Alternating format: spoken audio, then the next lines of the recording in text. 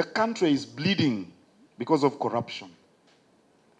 Government programs are disabled by the corrupt. And because of corruption, you get incompetent people in positions where they shouldn't be. They cannot effectively supervise the work under their jurisdiction. And Uganda loses billions of shillings, and that retards progress when we get shoddy work or when people steal public funds. Here in Buganda, my colleagues and I are very, very tough on matters of transparency. Here in the kingdom, if we catch you stealing a pen, your hand is going to be broken. We punish the people who do not abide by the regulations that are in place for good governance and effective administration, especially the corrupt. And you deal with corruption when you start with the big people who are stealing our resources. That's what the country needs to see. Catch them, punish them, make them repay what they've stolen. The small people will not do it. I would like to share with the delegation from the president, because I've had the president talk about it. Help him fight corruption, effectively, so that everybody benefits. If roads, today I saw a headline in the New Vision. The road from PG to Busega. Costs rise every day. The reason should be established why these costs are rising. If it's corruption, the corrupt should be punished. If it's because of inefficiency of some officer, that inefficient officer should be got rid of. This is a matter of national importance, and we feel that we should share it with Your Excellency. The other issue I'd like to share with Your Excellency is with regard to public transport, especially in urban areas of Uganda, starting with the capital city of Kampala. Millions, billions of shillings are lost every day because of the gridlocks on our roads and everywhere. I'm sure many investors are scared to invest here because of the gridlocks you experience in almost every direction of the city. You can't get into the city. You can't get out of the city. You can't go to the suburbs. You can't get out of the suburbs. People take 3, 4, 5 hours to get to their homes. They burn hundreds and hundreds of liters of fuel. This, is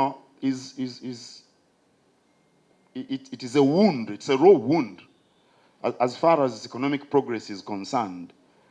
And I believe the president and yourselves can find a solution to this problem. It isn't one of those very big problems if we really want to solve it. Public transport within the urban centers. But even when you go to the smaller towns, there is a very big problem with public transportation. A minister should be able to travel by public means from his or her residence to her office. It happens in many other countries. For as long as the public transport system is efficient, a minister can travel from his or her home to her office. Honorable Nabakoba could come from Mitiana, if we had a train, from Mitiana to Kampala every day, taking 20 minutes from Mitiana to Kampala every day. It's possible.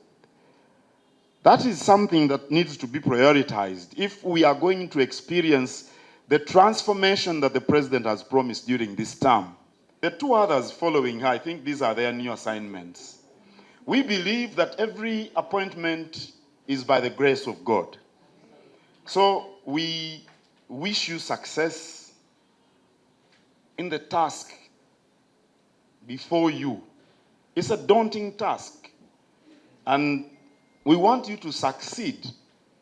Because when you succeed, the country benefits. I also congratulate the special envoy, the president's special envoy. His is also a fresh appointment. And it is because of his industry should I say, that we are here this afternoon. We are very eager to work with the central government on the different programs that directly affect the people of Buganda. As Your Excellency may be aware, the Kingdom of Buganda is very cosmopolitan. Everybody from Uganda is here. So when services are extended to the people in Buganda, every other Ugandan is a beneficiary. For example, in the area of health, we already work with the government to fight HIV. There is a presidential initiative in the fight against HIV, and we work very closely with the Uganda AIDS Commission. We work with the Ministry of Health in campaigns against malaria, against malnutrition, public hygiene, so many of them. And we should strengthen them. In the area of education, as you know, the Kabaka has education institutions and a very robust education program within the kingdom. And we are very grateful to His Excellency the President that he granted us a charter the other year. And to Mutesa, the first Royal University.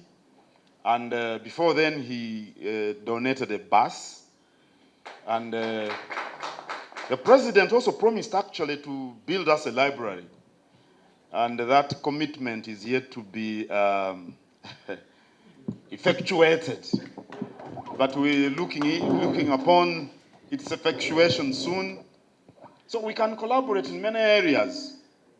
I remember during the Mushega Commission on Education, they came here and we gave our views on the education curriculum for the country.